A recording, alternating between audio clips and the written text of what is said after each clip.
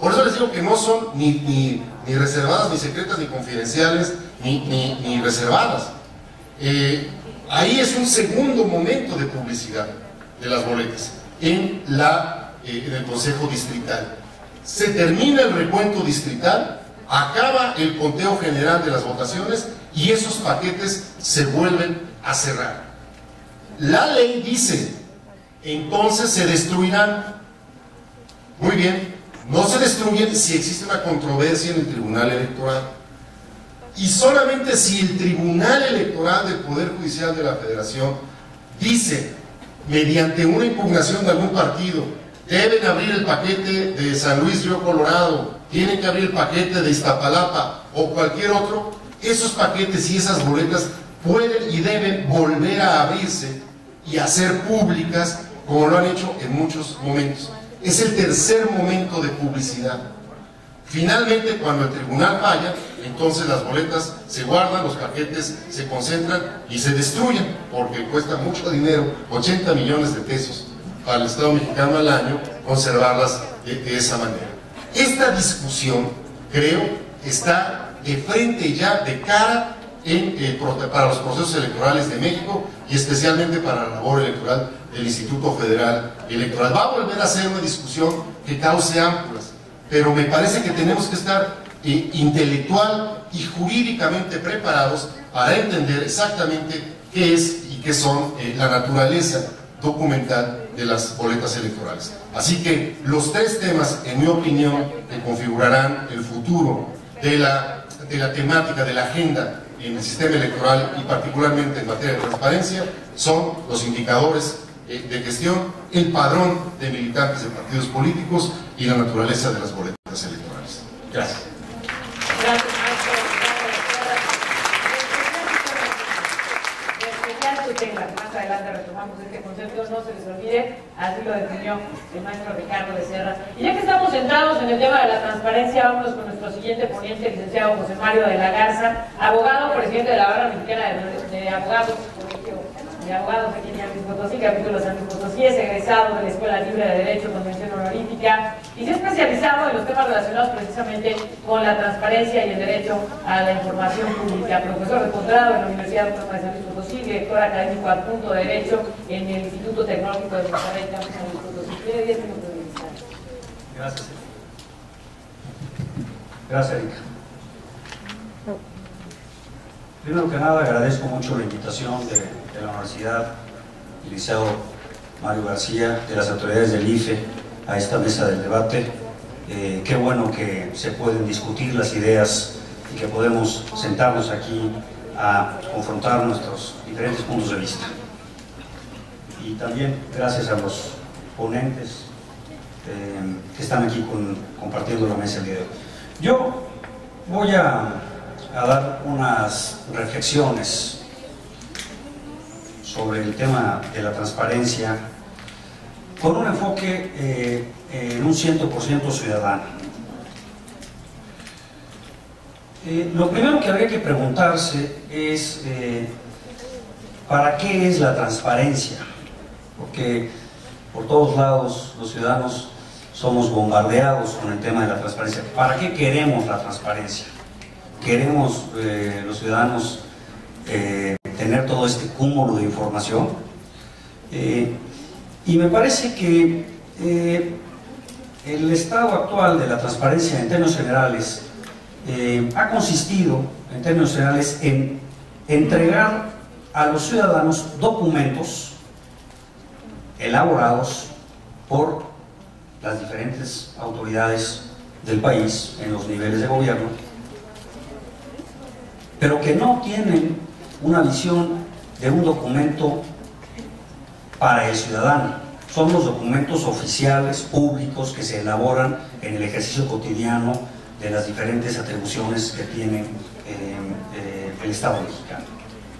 Entonces también dentro de la agenda de la transparencia, a mí me parece que tenemos que anotar el tema de ciudadanizar los documentos, porque muchas veces son de tal complejidad que pues ahí están en la página de internet y sí, te dicen que los puedes bajar muchas veces nos encontramos con documentos de miles de páginas, que también habría que preguntarse si el ciudadano mexicano tiene el tiempo suficiente, ¿sí? Si el estado actual del país permite el tiempo suficiente para dedicarle a estudiar un documento de cientos de páginas con cuestiones financieras y hablando de gasto público o del gasto que ejercen los partidos. Muchas veces son documentos extremadamente complejos. Y me parece que la transparencia no puede verse así nada más aislada, y no se puede cumplir nada más entregando documentos. La transparencia necesariamente tiene que ir vinculada a la rendición de cuentas. ¿De qué me sirve a mí saber que hay cientos y miles de documentos que están a mi acceso si no hay un verdadero ejercicio de rendición de cuentas? Y conjuntamente la aplicación de sanciones. Ese es también el gran tema ciudadano. Hemos escuchado en todos los medios de comunicación cómo muchas veces a través de estos documentos que los ciudadanos tenemos acceso se denuncian violaciones a la ley, se denuncian ilícitos y pasan el tiempo, pasan los días y vemos que no hay una sanción, una consecuencia clara, concreta, aplicable a las personas que violaron disposiciones del orden jurídico mexicano. Entonces, me parece que no podemos quedarnos simplemente con la transparencia, habría que estructurarla en función de la rendición de cuentas. Ya se habló aquí, Ricardo nos decía de los indicadores, que es un paso, creo que es más amplio que los indicadores, pero este es el avance que la transparencia tiene que enfrentar. Ahora también tendríamos que ver el que los ciudadanos puedan discernir qué información es valiosa y cuál no, porque hay tanta información pública colocada que ahora resulta que tenemos que estudiar el poder discernir qué es lo que nos sirve y qué es lo que no nos sirve, qué es lo valioso y qué es lo que simplemente es paja. Pero muchas veces vemos que a la autoridad le dan premios porque colocó en internet tantos miles de documentos y luego se han inventado premios a todos los niveles para darles premios porque han puesto documentos en internet. Me parece que eso tendría que avanzarse y tendríamos que reflexionar en esto. Esto como una pequeña introducción al tema general de la transparencia, a esto que tampoco hay que olvidar que nuestra Constitución establece un principio rector que es el de la máxima publicidad. Es decir, todo es público, como decía Ricardo, y la excepción serían los documentos que están reservados, los documentos confidenciales. Esas son las excepciones que luego se han vuelto más complejas y más frecuentes de lo que los ciudadanos esperaríamos. Ahora, también la pregunta que lanzo al auditorio, a los jóvenes que están aquí acompañándonos, es si realmente tenemos la altura de la ciudadanía para la transparencia que se nos ofrece.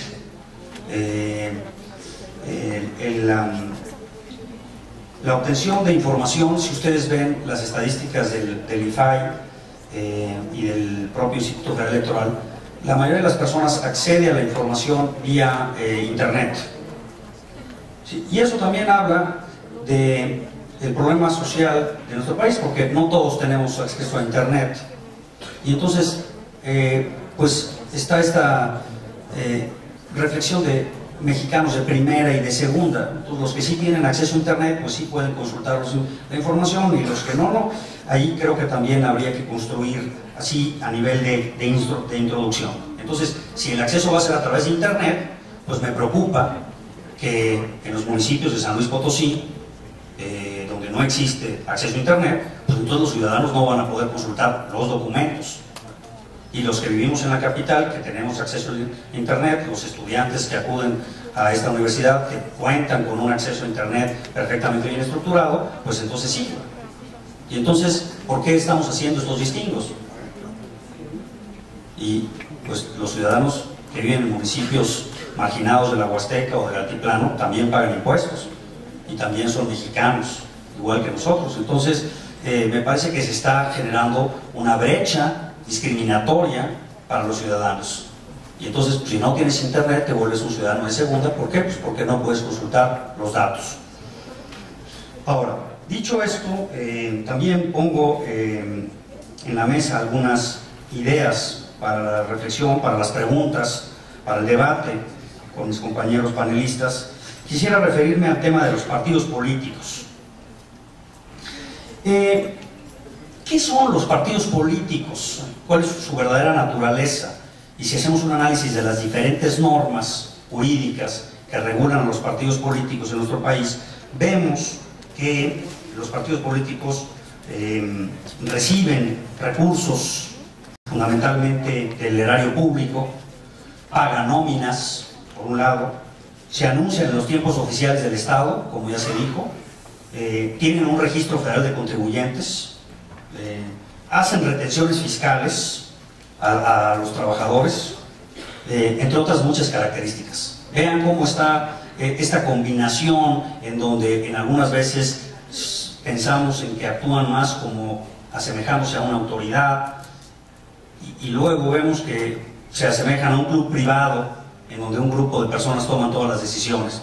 Entonces, esta definición es sumamente importante para los ciudadanos. ¿Qué podemos exigir de los partidos políticos atendiendo a su naturaleza? Ahora, desde mi óptica, el COFIPE no es suficientemente claro, y me gustaría que pudiera aclararse en la legislación, el que podamos acceder los ciudadanos a la toma de decisiones en los partidos políticos y que les llamo las decisiones financieras de los partidos políticos. ¿Cómo contratan a sus proveedores? ¿Qué se requiere para ser proveedor de un partido político? ¿Quiénes son los beneficiados de esa proveeduría? ¿Cómo puede un partido político endeudarse? Y esto, efectivamente, existe una normatividad que a mi juicio no es lo suficientemente clara y que complica o hace difícil el poder allegarse a estos documentos. Y aunado a esta posibilidad de tomar decisiones discrecionales por parte de los partidos políticos para beneficiar a ciertas personas allegadas a los mismos. El acceso por parte de los ciudadanos a las encuestas pagadas por los partidos políticos, ¿no? Como parte también de estas encuestas que se obtienen con recursos fiscales. Y esto no debería ser motivo ni siquiera de una solicitud de acceso, ni siquiera de que tuviéramos que ir a preguntarlo. Esto deberían los partidos políticos locales y federales tenerlo listo. No debería ser, porque también ustedes vean el tiempo que tendría que dedicarle un ciudadano a este concepto que yo le llamo litigar la transparencia, en el sentido de que muchas veces se le niega la información y entonces pues a interponer recursos y a implicar un gasto de tiempo, muchas veces con conocimientos jurídicos que estas impugnaciones requieren, que me consta que muchos ciudadanos dejan por la paz el tema de la transparencia cuando reciben negativas y cuando se ven en este laberinto, que si bien puede ser que al final obtengas la información, pero qué tipo de conocimientos tienes que tener, cuánto tiempo le tienes que dedicar y cuánto dinero te va a implicar obtener el resultado. Entonces, eso por una parte. Ahora, en cuanto a los datos de los afiliados, de los dirigentes, de los candidatos, de los precandidatos, de los partidos políticos, sus datos están sujetos a que unilateralmente puedan decidir qué información se considera pública y qué información debe guardarse como confidencial. Es decir, si yo mañana voy a ser candidato de un partido político, yo le puedo decir a ese partido todo mi expediente, yo por así considerar oportuno, determino que sea un expediente confidencial. Y aquí evidentemente falta en este país una ley de datos personales que no se ha logrado todavía materializar. Hay algunos proyectos que se han presentado en el Congreso, en algunos estados se ha intentado esto de la legislación de datos personales, pero no tenemos una legislación clara en cuanto a los datos personales. qué es lo que se puede conocer y divulgar de una persona. A mí me parece que mi punto de vista aquí es que debemos de tener los ciudadanos acceso completo a los expedientes. ¿Sí? Acceso completo a los expedientes. Porque si no, se nos pide a los ciudadanos firmar un cheque en blanco. Nos llaman las autoridades a que salgamos a votar, pero por otro lado no podemos conocer quién es quién y qué candidatos están en la contienda, ¿verdad? Porque el expediente está bajo esta cuestión de la privacidad, que ahorita voy a entrar a ella, bajo esta cuestión de la tutela de la privacidad. Entonces yo me acojo a esa garantía para decir, no quiero que se divulgue mi información. Bueno, entonces ¿por quién voto si yo como ciudadano no tengo acceso a conocer esos datos? Y si tú quieres entrar en la vida pública, deberías de aceptar el escrutinio de tu expediente. Entonces, en mi particular punto de vista, considero que ahí debería haber una norma clara que obligara a la transparencia en estos expedientes de los candidatos. Ahora, ¿qué entendemos? Esto nos lleva a la siguiente reflexión. ¿Qué entendemos por el concepto de vida pública? ¿Cómo debemos de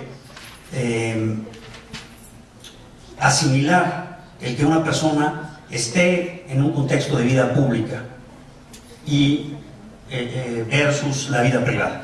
Y aquí viene muy bien al caso la Suprema Corte hace unos días.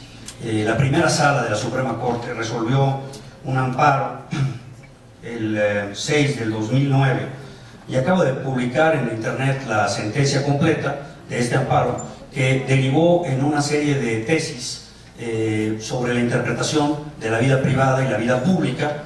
Son aproximadamente unas 7 tesis que hablan de esto. Pero solamente quiero citar 2 de ellas. Una que me parece la más relevante, que se origina de esta resolución, que además es por unanimidad. No hubo ministros que ejercieran su derecho al voto particular en relación con esta sentencia. Establece este criterio que las personas pueden voluntariamente someterse a la vida pública. Es decir, no necesariamente tienes que ser un funcionario público, puedes por tus actos estar aceptando participar en la vida pública. Y dice la tesis, esto requiere necesariamente estas condiciones, que las personas públicas deben resistir, y aquí me permito leer, deben resistir un mayor nivel de injerencia en su intimidad que las personas privadas. Deben de permitir actos de molestia y actos que los incomoden. Y esto no lo estoy diciendo yo, esto lo está diciendo la Suprema Corte de Justicia. Lo estoy leyendo aquí, lo estoy entreleyendo de los párrafos. Y hablando de transparencia, esto ya está en la página de la Suprema Corte, si lo quieren revisar. Dice la Corte, hay un interés legítimo por parte de la sociedad de recibir información de la vida pública y de estas injerencias, y también los medios de comunicación deben de difundir información sobre estos personajes públicos. Insisto, la Corte no nada más está hablando de funcionarios públicos. Vean la terminología, aquí la terminología es muy importante subrayarla. Personaje público, sí, en aras a un libre debate público. De ahí que la protección a la privacidad o intimidad, incluso al honor o a la reputación, es menos extensa en personas públicas que en tratándose de personas privadas. Sí. Entonces, este criterio de la Corte me parece orientador en el sentido de crear esta distinción. Personajes públicos, por supuesto que todos los funcionarios públicos encajan dentro de esta definición. Y las personas que en su vida privada deciden someterse y deciden participar en la vida pública, tendrán que resistir ataques a su intimidad, a su privacidad y a su honor. Y aquí creo que la regla también es bastante simple. No quieres que se metan en tu intimidad, pues no estás obligado a participar en el debate público. Nadie está obligado a salir a la plaza pública a debatir las ideas. Es una decisión personalísima. Entonces, los que decidan porque así lo consideran, salir y convertirse en personajes públicos, tendrán que resistir un menor nivel de protección. Y a mí me parece que cualquier personaje que pretenda ser candidato está sujeto a este criterio de la Corte. Es decir, podemos conocer tu intimidad. Y es muy reciente esto, porque esto es de marzo, es un criterio muy reciente que acaba de publicarse, pero creo que nos puede servir. La sentencia inclusive completa está disponible y creo que puede servir como una brújula, como una luz, digamos, al final del túnel para decirnos y guiarnos por dónde debemos de transitar. Y les digo que fueron varios criterios, y el segundo que quiero mencionar es este. Se habla, y hablando de los medios de comunicación, la Corte crea el concepto de el reportaje neutral. Reportaje neutral, cuando los medios de comunicación reproducen lo que un tercero está diciendo. Eso es lo que dice la Corte. El reportaje neutral es un término que aparece en la sentencia. Y dice, cuando los medios de comunicación estén ejerciendo sus atribuciones, tratándose de un reportaje neutral, no existe el deber de los medios de comunicación de verificar o calificar si la intromisión a la intimidad es legítima o no. Es decir, si a mí me entrevistan mañana Erika para su noticiero y ella simplemente está dando razón de lo que yo estoy diciendo, en aras a la protección de la libertad de expresión, el medio no tiene responsabilidad por no verificar si la intromisión, si de acuerdo con lo que yo estoy diciendo hay ataques a la intimidad de una persona o de su vida privada. El medio no está obligado a verificar y no tendrá por consecuencia ninguna sanción.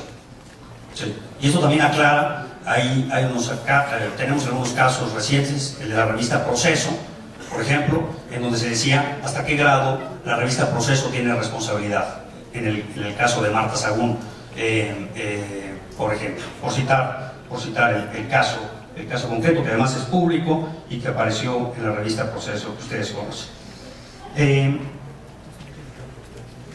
De manera que entonces el medio puede abrir las puertas a este reportaje neutral sin tener ninguna responsabilidad de lo que se diga. Y además en toda la República se ha ido avanzando para derogar los delitos de difamación y de calumnia.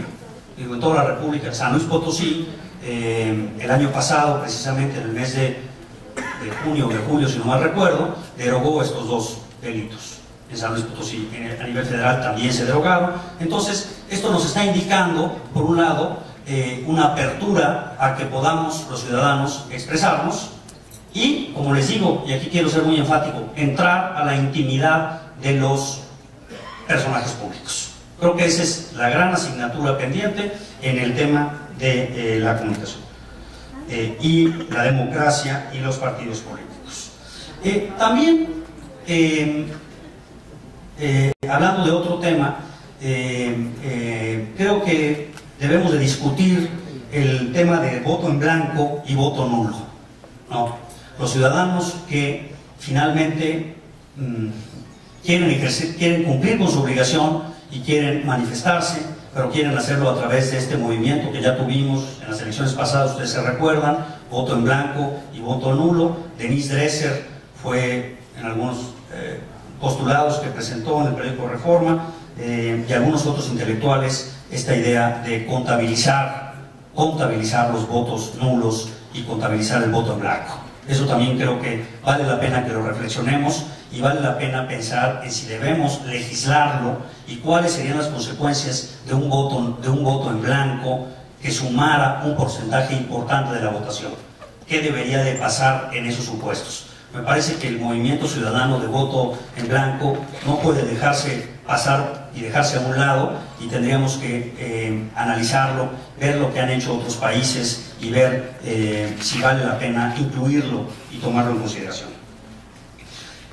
También se mencionó el tema de la prohibición de los particulares para contratar publicidad en radio y televisión, y creo que también lo voy a dejar así entrelineado. Está la publicidad en internet, las redes sociales, el Twitter, el YouTube, que los ciudadanos también nos vimos bombardeados. Si bien es cierto, había el control por parte del IFE de la publicidad oficial en los tiempos oficiales, por otro lado nos bombardeaban con correos electrónicos, videos de YouTube de veras penosos en cuanto a sus propuestas, y una serie de información que nos llegaba sin ningún control. ¿Cómo vamos a regular esto si es que lo podemos regular? ¿Vale la pena regular esto o debemos dejarlo libre? Yo considero que es mejor apostarle a la libertad de expresión.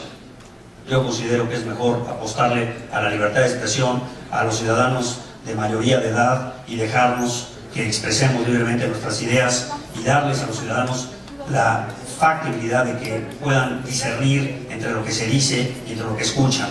Me parece que toda censura, de cualquier manera, directa o indirecta, atenta contra la democracia. Yo, en lo personal, propondría por una apertura en el tema de la libertad de expresión. Me parece que es un pilar de la democracia y que no resuelve el limitar. Y dos cosas más para finalizar. Muy bien, en tiempo de cabo ya. Perdón. Bueno, aprovechando que Ricardo también se pasó, aprovechando que todos se han pasado. Bueno, Erika, permíteme dos cosas rápidamente. En cuanto al tema de la asociación de dos partidos, también destaco la reciente resolución de la Suprema Corte que dice, y ahorita que lo dijo Ricardo, no lo iba a comentar, pero ahorita que lo dijo me recordé de esto, donde la Corte ha declarado inconstitucional las leyes que te prohíben participar en dos asociaciones, ¿verdad? En dos asociaciones. Lo declaró inconstitucional recientemente y dice, no me puedes restringir mi derecho a la libre asociación. Yo puedo participar en tantos grupos yo lo considere. Eso no habla la Corte de partidos políticos, lo quiero destacar, no dice de partidos políticos, habla de asociaciones. Lo pongo en la mesa porque también habría que ver, a la luz de esta resolución de la Corte, cómo se interpretaría el que a mí me exigieran a que yo definiera a qué partido quiero pertenecer o afiliarme, si esto va en contra de la libertad de asociación, que es también una garantía constitucional. Lo pongo en la mesa. Y de las boletas, bueno, de las boletas hablamos ahorita en los 5 minutos. En la réplica entro a las boletas. Gracias.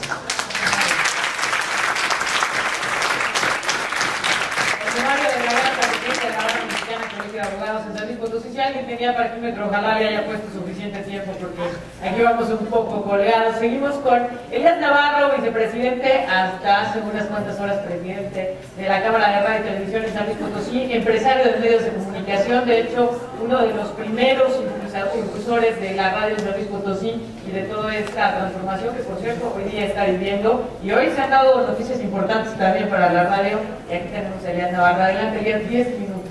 Muchas gracias. Les prometo que ya acabé. No, no es cierto. Bueno, la verdad es, primero quiero agradecer a todos nuestros amigos que nos hicieron favor, rector, la verdad, a todo el secretario, a toda la gente del IFE, de los partidos que están aquí. Bueno, pues hoy me siento en mi casa, soy egresado de la Universidad Autónoma de San Luis Potosí y de verdad hoy me siento como en mi casa. Alguna vez me regañaron en este auditorio, presenté algún examen a título y trataré de ser breve con mi ponencia. Hoy interesante a nuestros compañeros panelistas mi punto de vista, y creo que falta la parte de la visión de los medios de comunicación. Si bien los medios de comunicación somos una empresa social, también somos una empresa y somos una industria que tiene compromisos, que tiene sueldos, que tiene compromisos empresariales, pagamos impuestos. Entonces, les voy a platicar un poquito de lo que es nuestra postura de acuerdo a lo que fue la nueva reforma electoral en el IFE. Y bueno, vamos a platicar, que no fue en el IFE, sino en el Senado de la República, y ahora veremos cómo hacemos. Somos institucionales y acatamos las órdenes.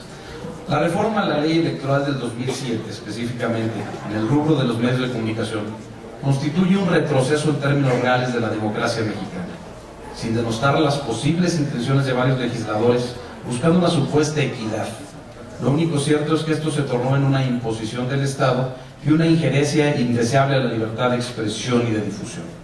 Esta ley, mediante la cual el 12 de septiembre del 2007 el Senado de la República la aprobó, una reforma a diferentes artículos de la Constitución, menciona que se busca poner un freno a presuntos abusos de los medios de comunicación en las campañas electorales. Desde mi punto de vista, hubiese sido de mayor utilidad el mejorar las prácticas de fiscalización de partidos y candidatos. Los abusos no los cometen los medios. Nosotros somos únicamente un vínculo entre la ciudadanía y los propios actores políticos. Al mencionar la equidad, se está confundiendo el término con igualdad. Y recordemos algo evidente: los partidos no son iguales, sin que esto sea derogatorio, toda vez que los propios postulados de cada institución son diferentes a los de los otros. Asimismo, hay partidos con más integrantes o que representan las ideas y sentir de más mexicanos. Eso los hace diferentes. Incluso, en el afán de transparentar, se genera una sobreregulación, como lo indica la Federación Internacional para Sistemas Electorales, el IFES, que advierte que en materia de medios se corren riesgos serios de violentar los derechos humanos. Lo anterior incluso llevó a amparos de diversos intelectuales connotados que sintieron que su derecho de expresión se violentaba. No los voy a citar por obviedad de tiempo. Esto no es una cuestión de partidos, es una cuestión de elemental libertad para expresarse y difundir, e incluso para escoger el medio. ¿Qué sucederá con las candidaturas ciudadanas si éstas se llegan a dar? Simplemente no tendrán elección para su difusión y tendrán que plegarse a lo que los obligue el Estado. Esto es una paradoja, puesto que abres una ventana, que sería la candidatura ciudadana, y cierras la puerta, la imposición de quien le dice cómo y dónde debe dar a conocer su mensaje. Los difusores somos respetuosos de la ley, y por ello respetamos las disposiciones que se dieron en el 2007, pero no podemos dejar de señalar que se dieron contrasentidos en ella. Por lo que se ha visto, lo cierto es que la ley no garantiza mayor accesibilidad ni transparencia, e incluso los peor pensados pudieran sentir que más bien se transfirió lo que los legisladores llamaban un monstruoso negocio de particulares a un negocio público, lo cual a todas vistas sería inmoral. La apertura de la democracia mexicana, que se dio en pasos graduales y seguros, sufrió este retroceso. Las democracias del mundo no controlan y regulan de esta manera, más bien controlan y regulan al propio partido, al candidato. Pasamos de estar a la vanguardia a estar en un régimen estatista, y esto se lo es la manera continua en todos los rubros, pero sobre todo cuando se involucra la fuerza de la iniciativa privada. Ha llevado a problemas estructurales y de coyuntura como las peores crisis de nuestros países. En realidad, en la óptica de muchos ciudadanos, tanto el Congreso como las propias autoridades electorales decidieron controlar las elecciones por un lado más fácil y que menos protesta, el empresario, en vez de aplicar medidas de control real hacia los partidos políticos, quienes de manera paradójica son los verdaderos actores, jueces y parte de toda esta situación, toda vez que los propios legisladores provienen y se deben a estos institutos. Se mencionaron los intereses oscuros y los intereses especiales. En realidad, las medidas de fiscalización electoral tendrían que encontrar la manera de limitar la inyección de estos recursos desde su origen. Ahora pregunto, con el dinero que se les entrega a los partidos y que aumentó, y si ahora se ahorraron en campañas de radio y televisión, ¿por qué no bajó el recurso? Finalmente, me parece que si bien se requiere un control estricto del gasto para evitar excesos y dinero mal habido, limitar la libertad ciudadana y empresarial, solo tenderá a esa sobreregulación negativa que no tendrá de fondo los problemas que intenta y presume atacar. Realmente, cuando nosotros hablamos de tiempos oficiales, y hubo, yo creo, que antes de sacar esta ley, que insisto, hoy trabajamos nosotros de la mano con el IFE y nos acatamos todo lo que son las disposiciones oficiales, porque también hay unas sanciones bastante considerables, como ustedes lo pueden ver en varios noticieros. Bueno, yo creo también que no se ha permitido, hoy los propios partidos políticos, que insisto, fueron de los principales artífices de esta ley, pues hoy se están viendo en complicación de llevar a dar su idea, porque hoy está acotada y está regulada. Hoy no podemos realmente darles y abrir los micrófonos a cuanta persona se pueda acercar, y menos en tipo de elecciones, porque hay una regulación a esto. ¿A dónde queremos llegar? De repente a los medios de comunicación nos pintaron como los malos del cuento y pasamos a sernos culpables de todo. A final de cuentas, nosotros somos públicos, y más públicos que un medio no existe, porque realmente nos debemos a la gente. Somos concesiones federales, hablando de los medios electrónicos, y la verdad todo lo que son impuestos, todo lo que opera a una empresa, también nos atañe a nosotros. Hubo de repente cuentos ahí fantasmas de que nosotros teníamos y vivíamos en un paraíso fiscal. Yo les puedo invitar a que vean nuestros números y no es cierto. Les puedo decir que nosotros tenemos un impuesto ya grabado de nuestro tiempo, el 12.5%, bueno, se le entrega al Estado desde la concesión, más aparte tenemos los tiempos oficiales de RPC, más aparte ahora tenemos los tiempos de los partidos políticos. Si esto lo tomáramos, si fuéramos una zapatería, por ejemplo, y ustedes tienen un negocio, y a la zapatería le dijeran, bueno, pues ahora, de aquí en adelante, a todos los militantes de los partidos políticos ustedes les pueden entregar pues, el 30% de sus productos, no les gustaría, ¿verdad? Entonces es parte de lo que se dio. Yo creo que esto ya es una situación que llegamos a vivir en un tiempo y que hoy estamos en un punto en donde creo que tanto autoridades como medios de comunicación, el día de hoy se dio una plática muy interesante en donde vimos que definitivamente se le tienen que hacer algunas reformas a esta ley. Y es en donde estamos trabajando. Yo quise traer el contexto para que ustedes tuvieran también la parte de la versión, porque siempre les digo, insisto, los medios de comunicación quedamos de repente como la parte y los malos del cuento, ¿no? Los que atacábamos a los pobres candidatos, los que de repente no les dábamos la oportunidad de hablar. Bueno, pues a final de cuentas esta ley hoy la tenemos y hoy también, así como la atacamos de lleno, que definitivamente se tendría que haber dado un golpe de timón, bueno, pues hoy también estamos en la posibilidad de hacer algunos ajustes y algunos cambios y seguir trabajando por el bien y la democracia de este país, como siempre lo hemos hecho desde que somos concesionarios. Así es que bueno, pues esta es la parte, yo no me quiero exceder mucho, yo creo que viene la parte de preguntas y respuestas en donde seguramente tendremos. Es mi punto, mi contexto, y bueno, pues gracias.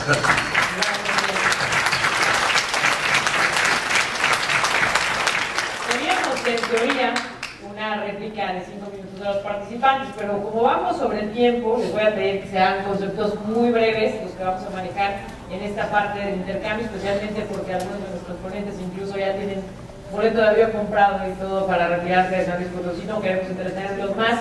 Sin embargo, sí hay algunas precisiones que varios de nuestros ponentes quieren hacer. Y yo, finalmente, quedándome con la reflexión de Elías Navarro, quisiera también poner sobre la mesa, ¿son los medios de comunicación una empresa pública o una empresa privada?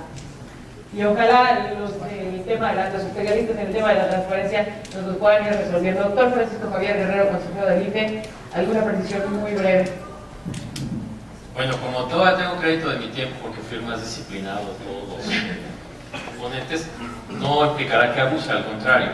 A ver, yo quisiera primero felicitar a los ponentes, no hablo de Ricardo Becerra y de un servidor porque pues, somos miembros del instituto, pero sí en particular algunos comentarios que hicieron Mario de la Garza y Elías Navarro. Yo me quisiera referir en particular a Mario de la Garza y decir que de lo que él ha mencionado, yo me quedaría con la urgente necesidad que existe de una ley de datos personales. Yo tuve ocasión de trabajar en el Senado de la República y en la Cámara de Diputados y he visto con preocupación que hemos avanzado mucho en algunos elementos de la transparencia, pero sobre todo ahora que está sobre la mesa el tema de la discusión de la cédula de identidad, pues no podemos ir hacia adelante en una cédula de identidad si paralelamente no tenemos algunos controles que protejan al ciudadano sus datos personales. Creo que esa parte que menciona Mario me parece muy destacable. No hay tiempo, desafortunadamente, para poderlo tallar más, pero me parece que eso es importante. Segundo, la frontera entre lo público y lo privado, para todos los que tenemos hijos, yo tengo una niña de 13 años y un niño de 10, y he aprendido con el tiempo que el concepto de lo público y lo privado que yo tuve es muy diferente al de ahora. ¿Quién puede vivir entre lo público y lo privado cuando tiene Twitter, cuando tiene Facebook? Pero lo más importante, hago una pregunta rápido, iba a decir a mis alumnos, pero no soy profesor aquí, pero podría hacerlo algún día en la universidad si me invitan. ¿Cuántos de ustedes tienen teléfono que tenga cámara y grabadora de voz en su momento? ¿Pudieran alzar la mano los que lo tienen? Pues ya quedaron muy poquitos. Los que no lo tienen es porque no lo han tramitado. ¿Qué significa eso? Significa que en la actualidad el concepto de privacidad ha cambiado. Todos los días vemos alguna escena pública donde lo que aparentemente era privado, ahora es público. Entonces, sí creo que, yo soy abogado, que jurídicamente tenemos que repensar un poco este concepto, porque todo lo que pensamos que era privado, virtualmente es público. Y esto creo que es una gran diferencia. Pondría un concepto que seguramente mi amigo Becerra va a poder explicar mejor que yo, porque él es el presidente del Comité de Información del IFE. Sí tenemos que trabajar en el concepto de máxima publicidad. O sea, hagamos un esfuerzo para que todo lo público verdaderamente sea público. Y esto evidentemente incluye a los partidos políticos. Quiero decirles que el IFE es probablemente la instancia pública más transparente de todo el país. Si ustedes quieren ver cualquier dato sobre mi persona, métanse a la página de internet y se van a dar cuenta de todas las cosas que hacemos. Y me quisiera ahora referir a algunos conceptos que puso Elías Navarro, que además me parece muy bien que podamos tener estos ejercicios de opinión. Yo quisiera tomar la parte positiva hacia el futuro. Como él bien dijo, y me da mucho gusto que lo diga, pues los concesionarios son respetuosos de la normatividad, porque finalmente vivimos una democracia representativa y los senadores y los diputados tomaron decisiones, el presidente promulgó la ley y tenemos un nuevo régimen de comunicación política. ¿A dónde quiero llegar? Sí me parece que, independientemente de que el IFE tiene que acatar el mando legal que tiene, el mandato legal que tiene que hacerlo efectivo con los concesionarios, yo sí me pronunciaría, lo hemos hecho ya, Ricardo recordará en el libro blanco que se presentó ante el Congreso, que sí sería importante flexibilizar el modelo de comunicación política, que sería también importante trascender el modelo como se concibió después del 2006. Yo dije en mi presentación, hay alrededor de 30 millones de spots que tuvimos que recibir los ciudadanos el año pasado. Hay que preguntarse si ese es el mejor modelo, si es lo que verdaderamente necesitamos, o si quizá, y yo lo digo porque fui dirigente estudiantil, he participado en política toda mi vida, a mí me gustaría ver, por ejemplo, espacios de debate más amplios, que no se pueden dar en 30 segundos o en 20 segundos. Yo preferiría ver a los dirigentes políticos, a los diputados federales, a los candidatos a diputados, a los candidatos a gobernador. Pero un medio no lo puede organizar. ¿Perdón? Un medio no puede organizar esos debates. Bueno, ahí es la parte donde yo creo que debemos de trabajar. El Instituto Federal Electoral para el proceso federal del 2012 tendrá que participar en la organización de los debates presidenciales. Pero yo sería de la idea que mientras más medios y más espacios puedan promover el debate, será mejor. Y en ese sentido creo que mesas de análisis, mayores programas de debate, intercambios entre los candidatos. Es importante decir que si un medio de comunicación invita a dos candidatos a su programa de radio a que intercambien opiniones, está en función de la libertad de expresión. Yo no veo... Yo he participado en muchos debates en los programas de radio, no tengo ningún problema. Y finalmente decir que si bien este modelo de comunicación política ha sido sujeto a una gran crítica, yo sí diría, y no sé si Ricardo coincida conmigo, que sí logramos resolver el problema de equidad que se dio en el proceso electoral del 2006. Es decir, creo que esta elección, que por cierto hay que reconocer que después de que terminó el proceso electoral, triunfadores y derrotados reconocieron el resultado. Tenemos instaladas las cámaras, particularmente la de diputados, que fue la que nos tocó organizar, lo cual no significa que durmamos el sueño de los justos. Yo, en lo personal, creo que la comunicación con las cámaras de radio y televisión, yo en lo particular participé mucho tiempo en programas de televisión y de radio, entonces tengo cierta cercanía con Elías en este tema. Yo sí creo que la democracia debe ser amplia, debe ser una ventana abierta para todos. Y en ese sentido, creo que algunas reflexiones que han hecho el día de hoy a mí me dejan sensible. Por supuesto, no soy senador ni diputado, no me corresponde tomar las decisiones legislativas, pero sí creo que cuando el Instituto Federal Electoral puso sobre la mesa el libro blanco del proceso electoral federal, puso ahí mismo alguna serie de reflexiones que ha hecho al respecto.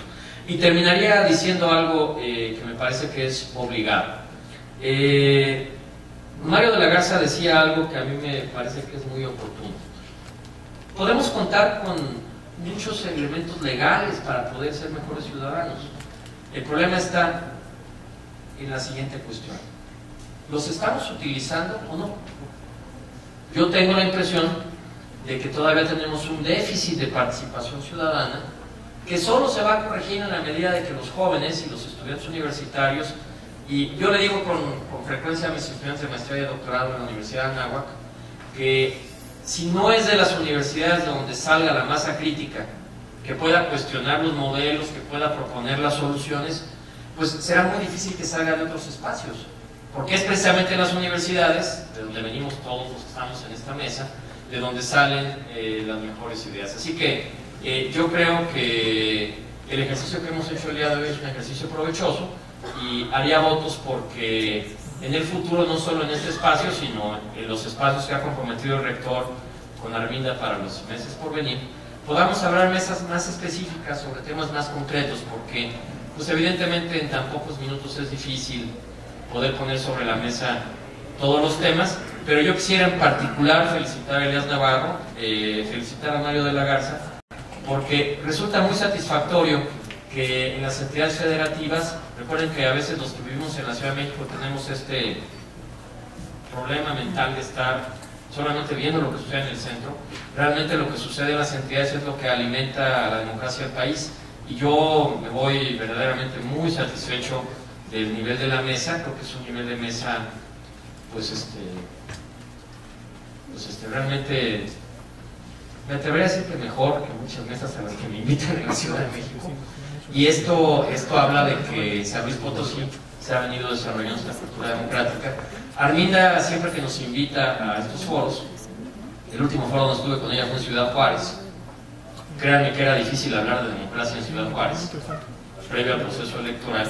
San Luis tiene una realidad distinta, pero uno ve la riqueza que hay de pensamiento crítico en las universidades y eso es lo que lo motiva a uno a seguir adelante. Así que sé que ya se nos acabó el tiempo, por lo que a mí corresponde yo agradezco la invitación y por supuesto para aquellos que quisieran entrar en contacto conmigo, pues ahí está mi página de internet en el Instituto Federal Electoral, francisco.guerrero@ife.org.mx, y bueno, pues estoy a sus órdenes y les agradezco mucho su atención.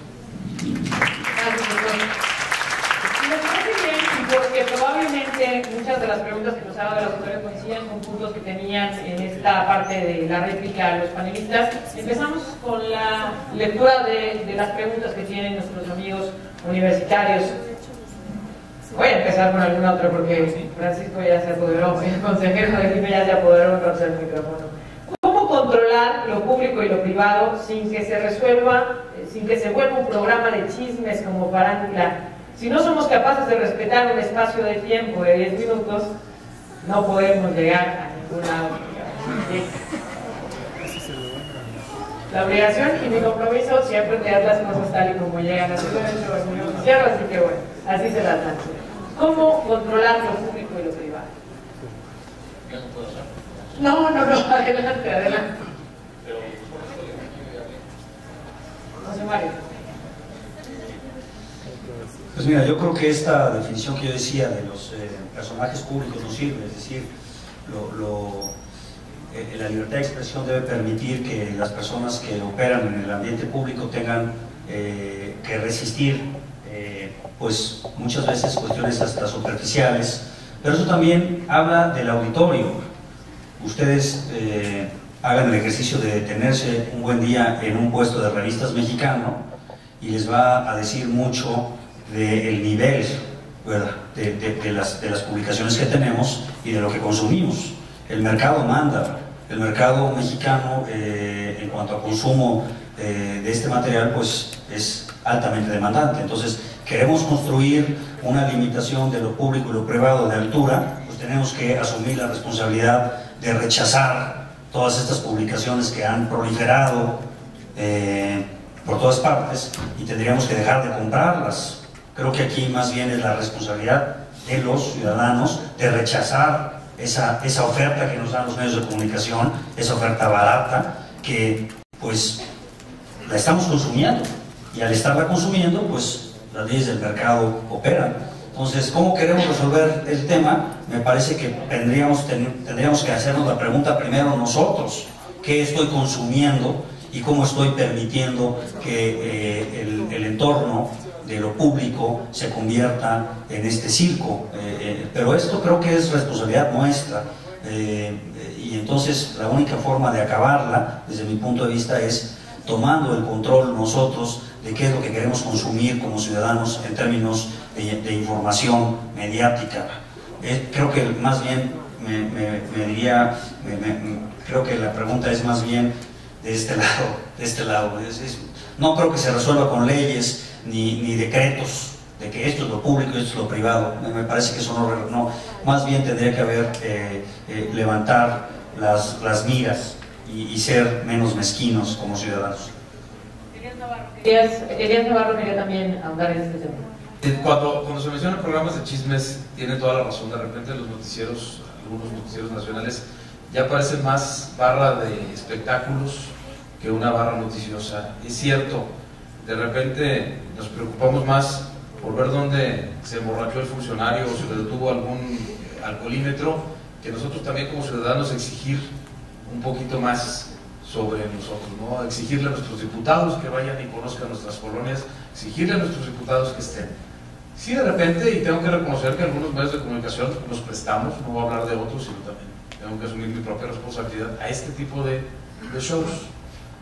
Pero también les voy a decir, hace mucho me invitaron a dar una plática a la Escuela de Ciencias de la Comunicación y me preguntaban, en ese tiempo de programa de variedades que existía, que se llamaba Siempre en Domingo, y por qué era un programa tan insulso que debíamos de tener un programa pues, de mayores alturas, y de debates, etcétera, etcétera. Yo les contestaba, chavos, ustedes tienen la opción.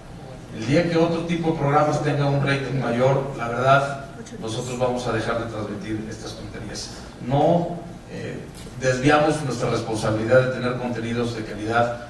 Cada vez estamos trabajando por mejores contenidos, pero también esa parte es interesante. Vende mucho el encontrar a un funcionario teniendo ahí un acto de corrupción o una cosa así, le damos vueltas. Yo creo que también el deber ciudadano, yo también como ciudadano, o sea, es que eso no lo consuman. Esos periódicos o esas revistas que tienden a ser amarillistas o que se van por la parte mala, si les molesta, no lo consuman. Apaguen la estación de radio que no les esté dando lo que ustedes busquen o cambien el canal de televisión que no les da lo que ustedes quieran. Creo que es también un derecho de libertad de expresión el consumir los productos que a ustedes no les agradan. Gracias, Elías. En estos momentos vamos a recibir, bueno, ya lo habíamos advertido al inicio, por eso estábamos un poco exigentes con el tiempo, pero nos ha consumido, todavía tenemos muchas preguntas que el resto de los panelistas van a seguir respondiendo. Maestro Ricardo, muchas gracias por estar con nosotros. Y bueno, nos preguntan que hablaban de que hay muchos costos para la democracia, que si se va a modificar la ley para que se destruyan, por ejemplo, las boletas del 2006.